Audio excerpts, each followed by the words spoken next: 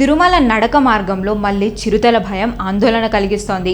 చిరుత సంచారంతో మళ్లీ భక్తుల్లో కలవరం మొదలైంది. సోమవారం అలిపిరి నడకదారి చివర్లో ఆల్వార్ విగ్రహం వద్ద చిరుతలు సంచరించడాన్ని భక్తులు గుర్తించారు.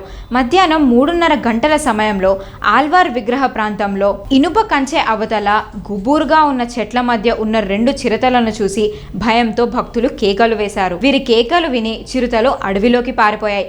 ఘటనా స్థలానికి చేరుకుని చిరుతల జాడ తెలుసుకునే ప్రయత్నం చేపట్టింది టీటీడీ విజిలెన్స్ సిబ్బంది. చిరుత సమాచారంపై ఫారెస్ట్ సిబ్బంది కూడా అప్రమత్తమైంది. గతంలో ఎప్పుడు కూడా ఈ ప్రాంతంలో చిరుత సంచారాన్ని గుర్తించలేదని అటవీ శాఖ సిబ్బంది తెలిపారు. చిరుత సంచారంతో సెక్యూరిటీ సిబ్బంది భక్తుల భద్రత దృష్ట్యా పలు ఆంక్షలు అమలు చేస్తోంది.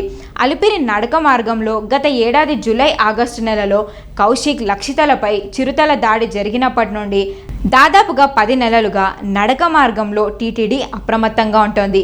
మధ్యాహ్నం 2 గంటల నుండి ఉదయం 5 గంటల వరకు 12 ఏళ్ల వయసు లోపున్న పిల్లలను నడక మార్గంలో అనుమతించడం లేదు.